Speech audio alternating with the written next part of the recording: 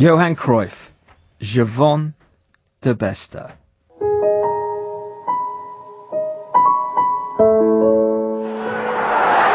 I cannot think of anybody bigger. I cannot think of anybody who has inspired youth, top professional players, managers, everybody with his view and his vision on football. And I think that is why the man was so loved. I met Johan for the first time when I was at the Ajax Academy.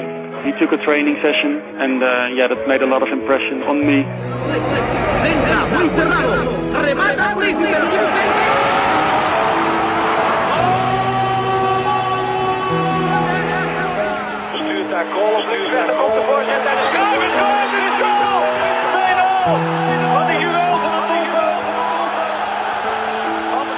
He made football look so easy.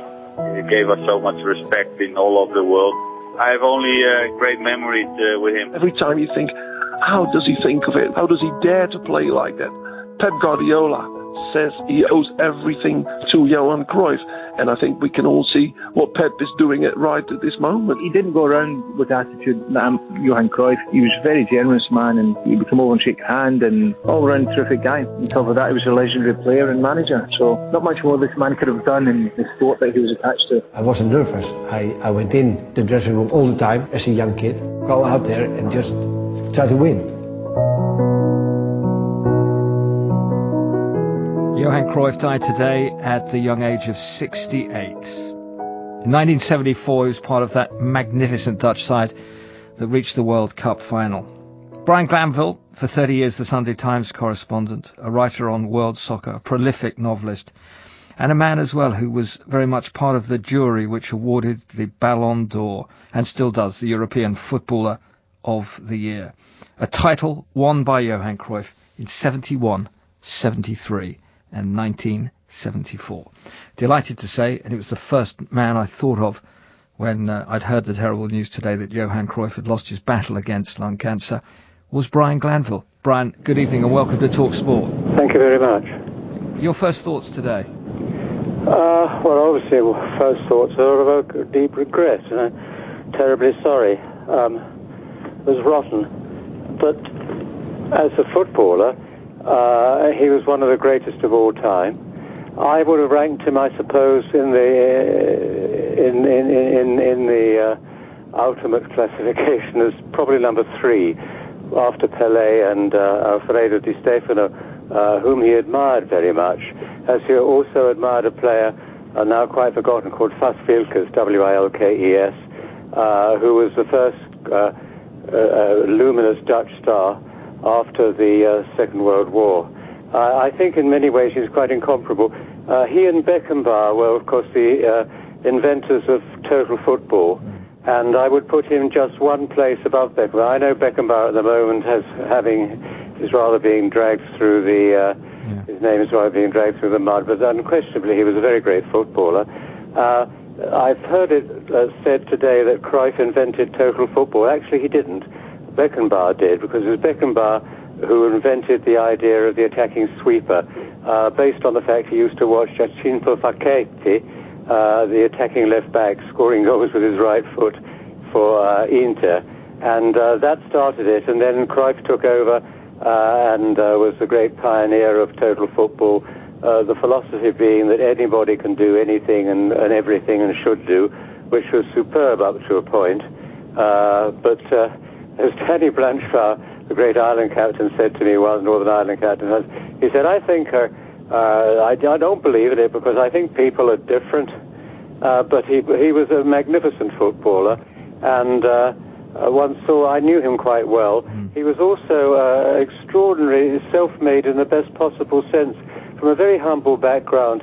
His mother used to scrub the floors at Ajax, the club, and they took him on virtually as a child. And he developed there and spent the greater proportion of his career there until he eventually left for Barcelona in the early 70s. And of course, at Barcelona, he eventually became manager and won a European Cup there. But he was he was a personification of total football, because he would now he would be in the middle, now he'd be on the left with that wonderful Cruyff turn.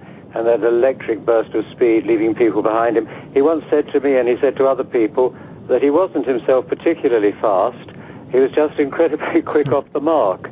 And I have all sorts of memories of him on the field, particularly in Dortmund on a very rainy night when in the World Cup of '74, when Holland were playing a rather bruising Brazilian team. And he and Johan Neeskens, who were a glorious pair, worked out a couple of magnificent goals together, and it was sublime simplicity. Neeskens got away, passed to Cruyff. Cruyff had drifted to the left. Cruyff raced through, but eventually pulled the ball across to Neeskens, who hit it immediately and scored the first goal for Holland. And then Cruyff got another fine goal himself. But of course there was the enormous anticlimax of the final, which really Holland should have won. They started off at a tremendous pace within the first minute, or shortly after the first minute, when they rather teased the German crowd by playing possession football. They broke away, and Cruyff had a long, magnificent run, beating Bertie Vogt, who was meant to be man marking him, leaving him hopelessly behind.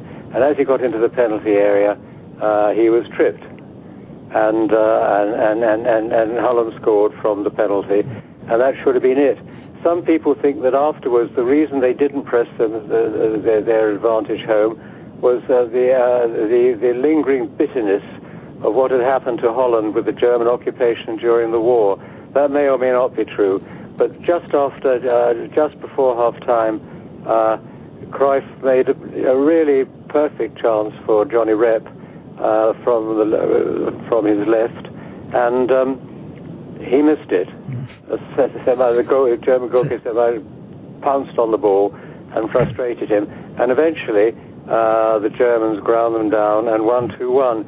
It wasn't an easy World Cup for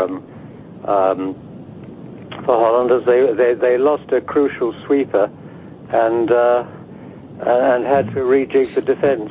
But it was a magnificent attack, and the combination between Cruyff and Neeskens was absolutely fabulous. It was absolutely was. And Brian, you paint such a good picture. And at that time in the early 70s, here was this, as you've mentioned, a young boy from this very humble background, and those 3 Ballon d'Or titles, 71, 73 and 74. Yes. You yourself were this extraordinary novelist, and one of the books that you wrote about that time was The Thing He Loves, that great Oscar Wilde phrase, yes. the Thing He Loves, and other stories of yours, which was more about the hangers-on and everybody else around the game of football. My last ever book of short stories out, by the way, plugging it. No, you can do that later. You can do that later, Brian. But just with that in mind, he was never one for hangers-on, Johan Cruyff. He just knew exactly what he wanted, didn't he?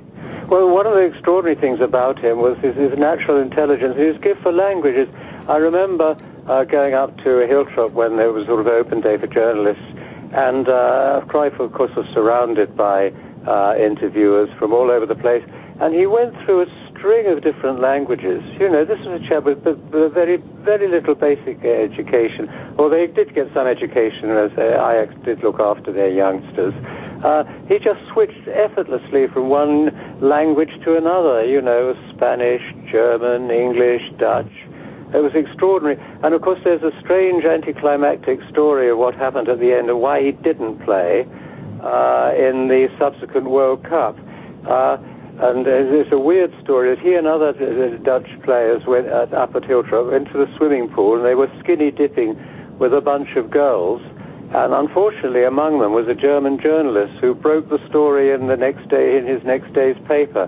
And Cruyff was furious and said, in his German, "Sind Sie verrückt? Are you mad?" And the story goes that his wife Danny was so infuriated about it that she forbade him to go to the subsequent World Cup in Argentina. When I covered that one as well, and I'm absolutely certain, beyond all doubt, Holland would have won that one.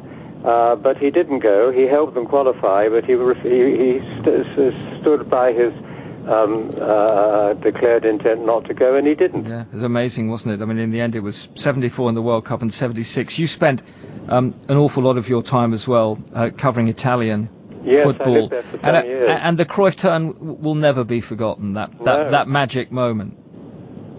No, it absolutely won't. I mean, he could do absolutely anything and everything. As I say, he was the embodiment of total football. So was Beckenbauer, but Cruyff in a different way. Beckenbauer would start from the back and go to the front, and Cruyff, he would start from the front and sometimes go to the left and sometimes go to midfield. I remember when they beat Inter in the final in Holland, and again he was completely irresistible. And we've heard today from others, Pep Guardiola learnt everything from the master that was Johan Cruyff, many others too. He was. Who else do you put up there alongside him? Was he the greatest, and then Messi came along, those two together? Well, the greatest players, I say, to me, Pelé was the greatest ever, and second, Di Stefano, who was enormously admired by Cruyff. Di Stefano, who was, of course, an Argentine, although best known for his amazing achievements with Real Madrid, who won the first 5 European Cups in a row. He was the embodiment of total football before anybody had even thought of it. He covered the whole of the field. One moment he'd be clearing off his own goal line, the next moment he'd be laying on a beautiful through pass to a colleague, or scoring a goal. He got in that famous final in Glasgow when they beat Eintracht 7-3. Puskás scored 4. He scored 3. He was a marvellous header of a ball. Cruyff wasn't a great header of a ball. Di Stefano was a great header of a ball apart from everything else. It's amazing, really. It wasn't difficult, was it, for the Ballon d'Or to judge him 3 times with that award? Not at all. I was just one of the... I was casting the vote for England for some years. And no, I think he was in many ways out on his own. And it was just a shame that he didn't play in that in the Argentine World Cup. A very great pity. Of course, later on, when he went to Barcelona, following his coach, Linus Michels, he made an absolute fortune there. And eventually, of course, he stayed on and on and on, and made his home in Barcelona, managed the club, and of course won a European Cup with them. Yeah, absolutely amazing. Great stories, great memories, Brian, really, of a man that you'll never see the likes in the way that he did everything and completed everything in his life. Well, he was absolutely exceptional because of his amazing abilities off the field. As a linguist, he was quite extraordinary. He was very fluent. I found him an extremely likable person, and nowadays, in the old days, for years and years and years, and I had 33 years as football correspondent for the Sunday Times, and I covered an infinity of World Cups. But nowadays, you just don't know players anymore. The funny thing was, when I first got the Sunday Times first ever sports column, I rode in behind Jimmy Hill for the abolition of the maximum wage. Now I see players earning in a week what I couldn't hope to earn in years. And when you talked to him as a footballer as well, I felt his personality on the pitch came across when you talked to him. Well, I think he just had a strong personality anyway. He had a very difficult beginning, When he made his debut, I think it was in Czechoslovakia for Holland, he got sent off the field for retaliating and hitting somebody, and it was over a year before they allowed him back into the national team. Have you got one final lingering memory of the man that you can share with us on talkSPORT tonight? My lingering memory, I think, would be this amazing run at the very beginning of the 1974 World Cup final, when he went practically half the length of the field before being tripped. That was an astonishing solo. Brian, it's lovely to talk to you. Thank you. Thank you very much indeed. Brian Glanville, who in his time has written some astonishing books as well, and I know he'd want me to say that too, but he spent much time with Johan Cruyff, Brian Glanville, on the life and times of the Dutch master, who has died today at the age of 68.